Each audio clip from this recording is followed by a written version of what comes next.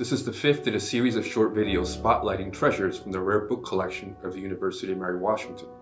Today we look at a first edition of The Conjure Woman, a book of short stories from 1899 written by one of the first African American authors, Charles Chesnutt.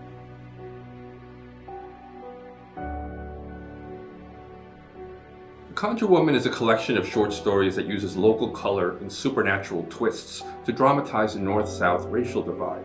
Set in North Carolina after the Civil War, the stories take the form of dialogues between a landowning northern couple and Uncle Julius, their coachman and a former enslaved man upon the McAdoo plantation.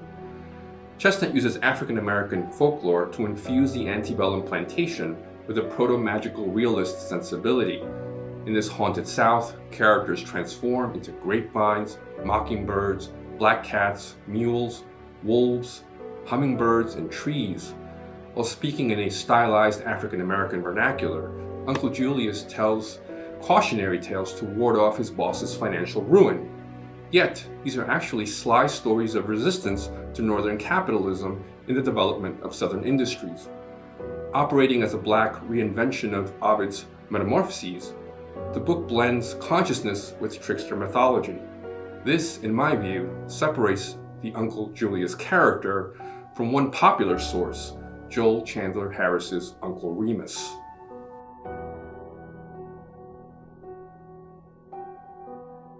The first edition of a book marks the work's original appearance in history, the first time the volume makes an impact on the world.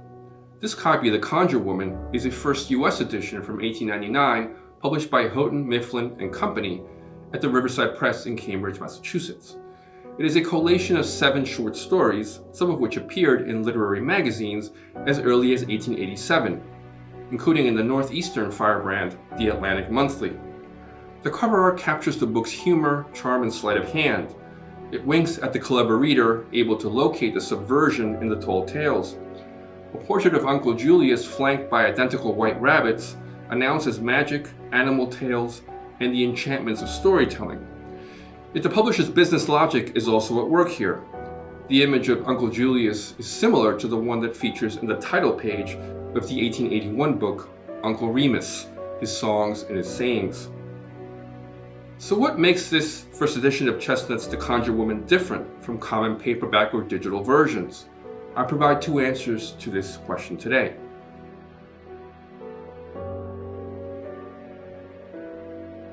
There is something extra special about the first published book by an author who goes on to great critical acclaim.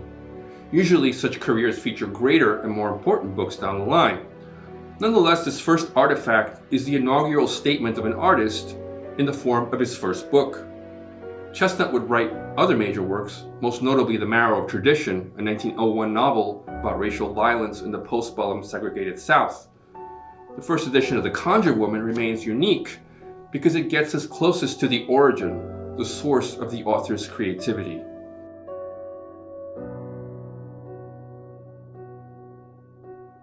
As per its title, The Conjure Woman is a book about magic, most of all as a device to effect change upon plantation life. Through Uncle Julius and the spells of Aunt Peggy, the titular Conjure Woman, the book creates a sustained mood that weaves together 7 tales. Magic is a major theme of the book, but it is also the act of many conjurers.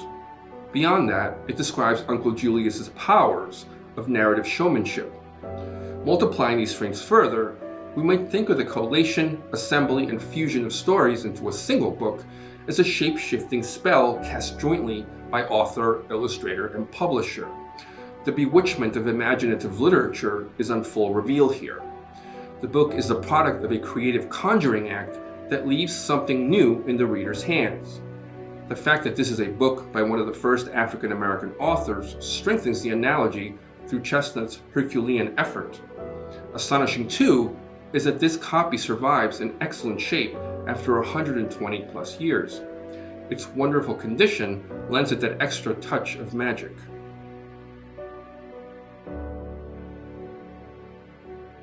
This and other treasures, including a first edition of Chesnutt's novels, The Marrow of Tradition and The Colonel's Dream, are available in the rare books holdings of the University of Mary Washington. If you are interested in visiting the collection as a class or for research, you may reach out to Special Collections at the contact information below. The collections are open to students and faculty via walk-in hours and by appointment. The mission of the Rare Books Division is to help the Mary Washington community find the right combination of materials to enhance the learning experience through classroom visits, instruction, and consultation. Thank you.